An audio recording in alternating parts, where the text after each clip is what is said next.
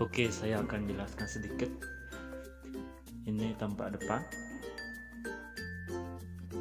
dan ini sampingnya dan ini bawahnya, dan untuk belakangnya di sini ada tombol power off-nya dan juga ada kabel colokannya. Ini sekitar ukuran 1 meteran. Dan untuk atasnya, oke, ampli 4 inci ini memiliki dua efek suara.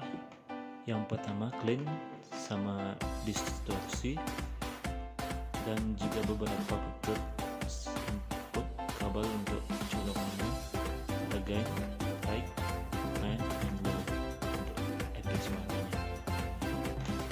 Oke.